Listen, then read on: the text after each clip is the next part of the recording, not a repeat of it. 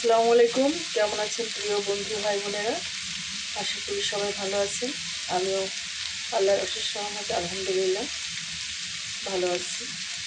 মহান আল্লাহ পাকের কাছে শুকরিয়া। সবাইকে আমার আইডিতে স্বাগত জানাচ্ছি আমার এই ভিডিওটা দেখার জন্য। আমি গরুর একটা লড়াই সিম কালিয়ার আলু দিয়ে একটা ভাজি করতেছি আজকে।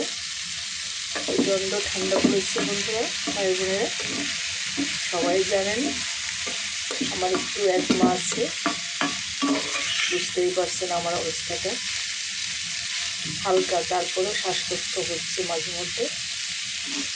আমি তো এই রান্নাটুকু ছাড়া আমি লেপে পোষকে থাকতেছি। ভাজিটা হয়ে গেলে আরেকটা রান্না করব, চুনো মাছ চচ্চড়ি করব টমেটো পেঁয়াজ মরিচ রসুন দিয়ে। এটাই হলো আমার আজকের ছোট্ট রান্না। ভাজিটা হয়ে আসছে। আজকে কিন্তু বন্ধুরা আমি পেঁয়াজ মরিচ তুলে রাখিনি। আজকে যেহেতু কালি দিয়ে খাচ্ছি, পেঁয়াজ খুবই সামান্য, রসুন মরিচ একটু ভেজে নিয়ে তার মধ্যে আমি এই ভাজি কোটাটা ঢেলে দিচ্ছি। আর কোনো পানিও ইউজ করিনি আজকে। আস্তে আস্তে এই যে ভেজে ফেললাম। ভাজিটা অলমোস্ট ডান, এখন নামাই নেব। এই যে ভাজিটা নামাই নিছি, খুবই চমৎকার হয়েছে ভাজিটা। এটা দিয়েই 1 প্লেট ভাত খাওয়া যাবে, শুধু এই ভাজিটা দিয়ে।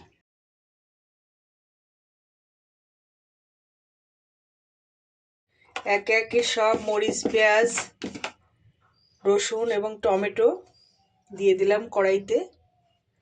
তারপর একটু জিরা পেঁয়াজ রসুন বাটাটাও দিলাম। সরি, কি যে হয়। আসসালামু আলাইকুম। কেমন আছেন প্রিয় বন্ধু ভাই বোনেরা? আশা করি সবাই ভালো আছেন। আমিও আপনাদের সকলের দোয়া এবং আল্লাহর অশেষ রহমতে ভালো আছি আলহামদুলিল্লাহ।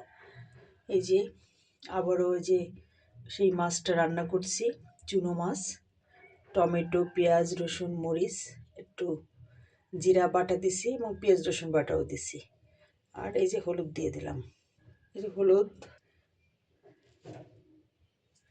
একটু লবণ দিয়ে দিলাম, অল্প করে দিলাম যেহেতু মাছে আমি লবণ হলুদ দিছি। একটু তেল দেব, বেশি দেব না। ভালো করে মাখাবো, চটকায় চটকায় মাখাবো। মাখানোর চোখে মনে হয়ে যাবে যে এটা রান্না হয়ে গেছে। দেখেন কিভাবে মাখায়। চুনো মাছ তো ছোট মাছ, আপনারা কি নামে ডাকেন জানি না, আমরা তো চুনো মাছ বলি। আর কোনো বইয়ের ভাষায় নাম আছে কিনা এখন আমার মনে পড়তেছে না। যা হোক আর কি, টমেটোটা আর একটু কুচানো উচিত ছিল, কিন্তু রত্না একটু মোটা মোটা কেটে দিয়েছে। অলরেডি আমার মাখানো হয়ে গেছে, একদম রান্নার মতো করে ফেলেছি।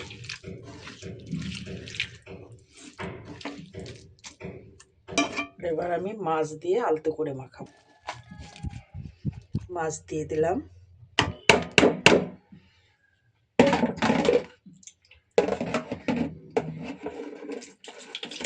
মাছ দিয়ে তো চটকানো যাবে না, এটা তো ছোট মাছ, চটকালি মাছ